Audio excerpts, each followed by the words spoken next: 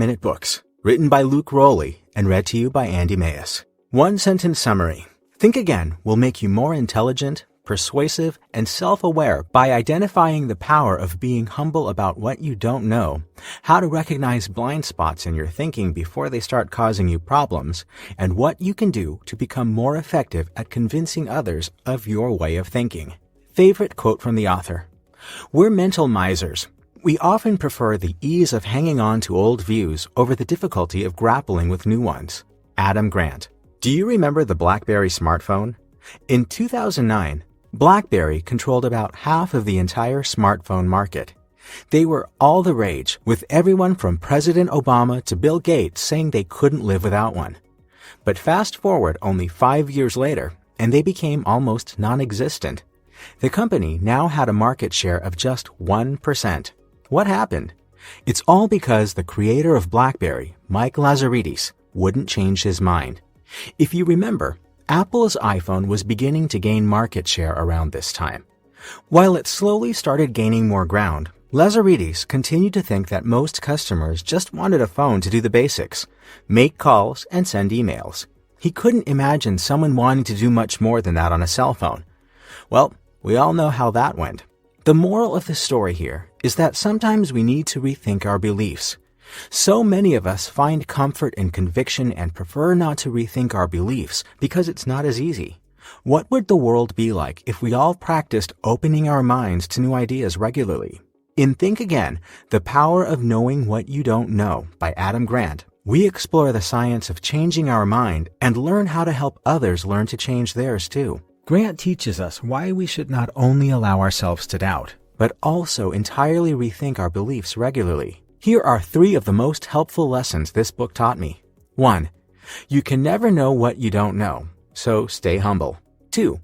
With the right tools and experiences, even the most ignorant people can change their minds. 3. Ask people questions to convince them of your point of view. Think you've got life all figured out? You'd better think again. Let's get learning. Lesson 1. If you want to be smarter and more likable, admit that you don't know everything. Did you know that most of us are completely unaware of the things we aren't very good at? In fact, sometimes we even think we are good at the things we are the worst at.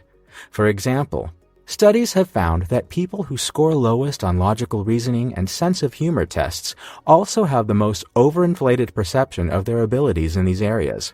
Making matters worse, someone who falsely believes they're good at something is less likely to try to improve in that skill.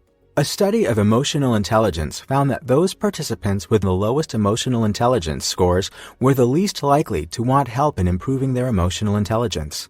So what can we do about this apparent blind spot? Stay humble. If you start admitting that you don't know everything, you will open up to learning new things. This means you'll become more competent. And don't worry, because humility and confidence aren't mutually exclusive qualities. Confidence is all about self-belief, while humility means you are willing to examine your own methods. Successful people have both. They are confident in their ability to succeed eventually, but they are humble enough to evaluate whether or not they are using the best methods to achieve that goal. Lesson 2. Sometimes even the most ignorant people change their minds. Grant tells the story of black musician Daryl Davis. In 1983, he started talking to Ku Klux Klan members to convince them to change their minds about race. Since then, he has persuaded many of the KKK members he has talked to rethink their beliefs and leave. Crazy enough, one of these former KKK members even asked Davis to be a godfather to his daughter. As Davis's story illustrates, one of the best ways to change people's prejudiced beliefs is to show them how arbitrary the beliefs are. When Davis talked to the Klan members, he realized many only had white supremacist beliefs because their family did. So he encouraged them to think about the roots of why they believed what they did, and this lets them see just how flawed the beliefs were. From there, they began to question racism, and in the end, often changed their minds about it. Grant also saw this phenomenon when he studied animosity between Yankees and Red Sox fans. Both sides typically believed the other group to be arrogant, aggressive, and unpleasant.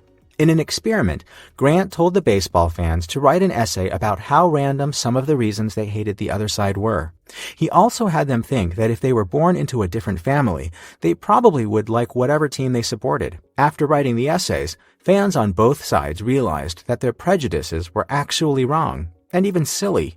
So, if you want someone to change their mind, don't just tell them they're wrong and why. One of the best ways to make someone rethink their beliefs is to show them that the only reason they have those beliefs is because of chance.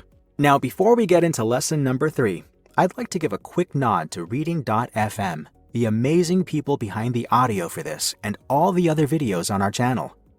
Reading.fm is your personal blog radio, where you can listen to your favorite articles and essays from around the web, narrated by real, human professional voiceover artists. Use the link below to sign up for free and start listening to more summaries from 4-minute books as well as your favorite blogs right away. Okay, now let's dive into lesson number 3. Lesson 3. If you want to convince people of your perspective, ask them the right questions. Another solid way to get people to rethink their beliefs is to interview them with the right questions.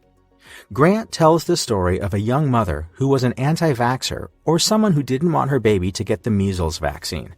The maternity ward staff brought in Dr. Arnaud Gagnier, who they knew could help. He used what is known as motivational interviewing and an effective persuasion technique that helps people find their own reasons to rethink something rather than just giving them your reasons why they should change their mind. This type of interview begins with honest curiosity to understand where the beliefs come from.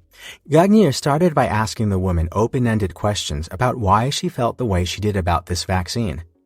Gagnier then began to ask about how she felt about the consequences of not vaccinating her child. A motivational interviewer doesn't simply try to persuade someone with many facts. They listen instead. So Gagnier acknowledged her fears in a technique known as reflective listening. When he was finished, he emphasized that it was her choice. Sometimes people don't change their minds because they want to have their own freedom than actually disagreeing. So it's so important to give someone the freedom to make their own decision. After the interview, she decided on her own to vaccinate her baby with no persuasion needed. Hey, this is Nick, the founder of 4-Minute Books, and I want to thank you so much